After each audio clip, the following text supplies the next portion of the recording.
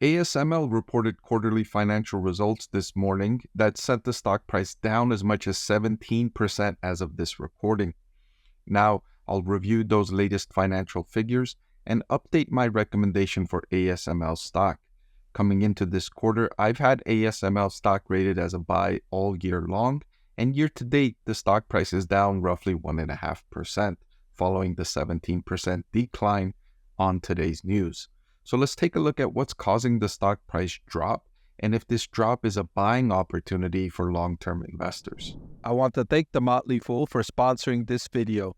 Visit fool.com/Parkev for the 10 best stocks to buy now. All right, ASML reported third quarter net sales of $7.5 billion and gross profit margins of 51%. The company said that it expects 2024 total net sales of around $28 billion, but the bigger news of the day was the forecast for 2025. For 2024, ASML had been repeatedly saying that the sales this year are going to be relatively flat, and so investors knew about the forecast for 2024. The new item here was the 2025 forecast, which ASML said between 30 billion and 35 billion euros, with a gross margin between 51 and 53%. That disappointed the market, and that's what's causing the stock price to decline, this updated 2025 forecast. ASML, in the previous quarter, reiterated its long-running forecast for 2025, saying that it expected 2025 revenue of between 30 billion and 40 billion, pointing to a forecast that it gave on an investor day in 2022. That's the last time we got the 2025 annual revenue update. And so with this update, between 30 and 35 billion, it's at the lower end of that forecast of 30 to 40 billion. So at the previous midpoint, it was 35 billion in revenue. At the new midpoint, it's 32.5 billion in revenue. So 2.5 billion lower than what investors were expecting in revenue for 2025. Now, this comes after ASML had been saying that 2024 is going to be flat, but 2025 is going to be a strong year. So by repeatedly telling investors that 2025 was going to be a strong year, it had lifted expectations even further beyond that forecast it gave of 30 to 40 billion.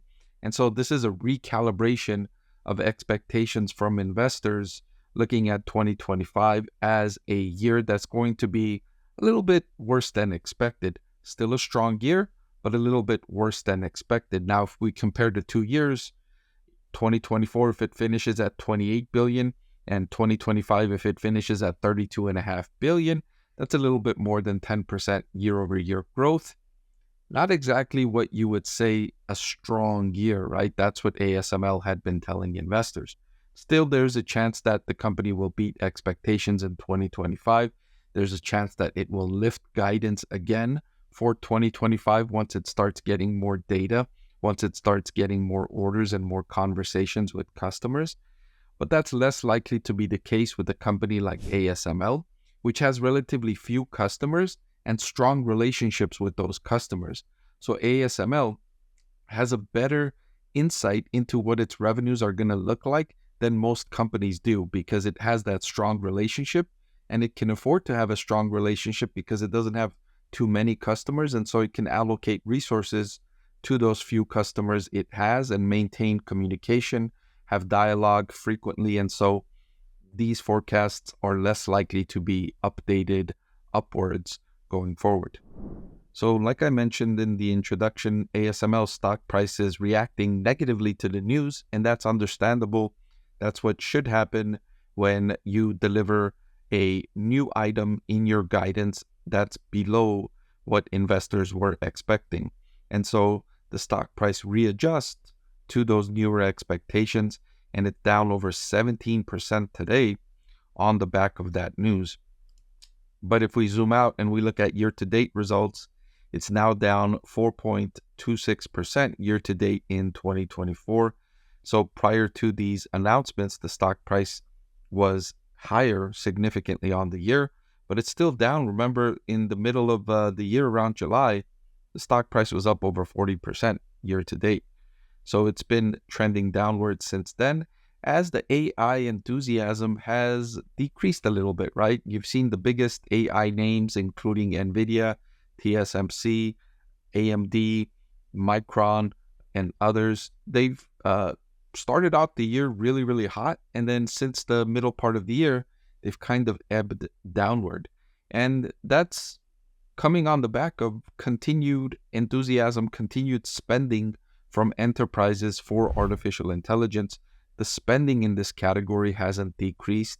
The expectations haven't really decreased. But what has decreased is the enthusiasm for the AI stock overall. The industry investors started to feel concerned that it was too much, too fast in this industry.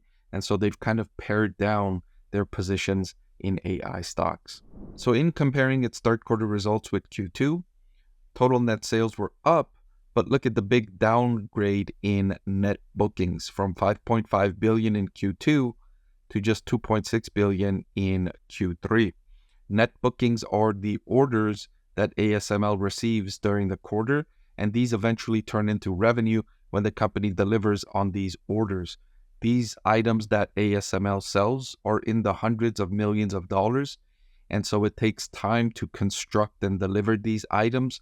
Customers order these items well ahead of the time they expect to receive them, and so 2.6 billion in orders for Q3 signals less than ideal enthusiasm for these new machine helping equipment from ASML, which are leading edge, cutting edge technology, and these help facilitate the creation and supply of semiconductor chips for companies like Taiwan Semiconductor, Intel, Micron, Samsung, SK Hynix, etc. These companies buy ASML's equipment to increase supply or increase technology and increase the availability. Earnings per share increased quarter over quarter to $5.28 from $4.01. But again, the bad news was in the forecast for the future, not so much the growth in the quarter over quarter results, which were solid increases in both revenue and earnings per share.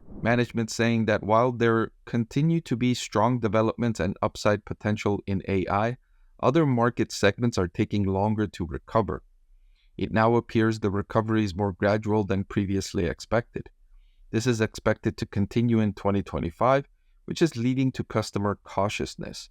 Now, I recently did a video about the PC industry, how sales in the latest quarter decreased year over year, and that was a disappointing result from industry participants who were expecting the PC industry to start to recover in the third and fourth quarters of 2024, and we didn't see that. That was a lot less than expected in personal computer sales. And I can say the smartphone market, a little bit better than expected, but still not great. And then the electric vehicle market, of course, is not going well, way worse than expected here in 2024 for all regions outside of China. So this is expected to continue into 2025, which is leading to customer cautiousness. Customers are more cautious with increasing supply. And I heard this from Micron. Micron gave us all a forecast of what they expected for supply. And they said that supply is going to be limited, supply growth.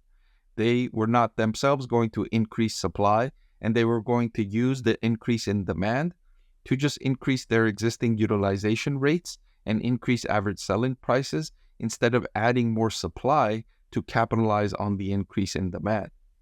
So in memory, they see limited capacity additions, which is companies like Micron, with the focus still on technology transitions supporting the HBM and DDR AI-related demand. So companies are just utilizing their existing machinery at higher rates rather than hurrying up to add capacity. Now, they are going to add capacity, and they're going to say this here. So the company saying they are ramping up their new high NA systems. They recognized the first two sales of their first two high NA systems. But based on recent market dynamics, they expect their 2025 net sales to be $32.5 billion at the midpoint, which is the lower half of the range they provided in their 2022 Investor Day. with a gross margin of 52%, which is also below the range they provided, mainly related to delayed timing of EUV demand. That's the key there, delayed timing. So customers are going to receive these latest EUV equipment, but they're just trying to delay it a little bit because then they don't have to pay for it just yet. They don't have to implement it just yet, and they can delay a little bit and wait for demand to pick up before getting this new machinery. But companies worldwide, including Intel, Taiwan Semiconductor, Micron, Samsung, etc., are building new fabrication facilities for semiconductor manufacturing. And ASML has said that they are all scheduled to receive ASML equipment. So they're going to receive it. It's just they're trying to delay it and push out the timing because many of these companies are spending a great deal of their cash flow on these expansions, on these capital expenditures. And so there's a bit of a cash crunch here because of the time it takes to invest in these facilities, which are very expensive, very capital intensive, and then the time until these facilities are up and running, generating cash flow for these businesses. As you've seen the troubles Intel faces, they had to pause their dividend, the stock price is down significantly.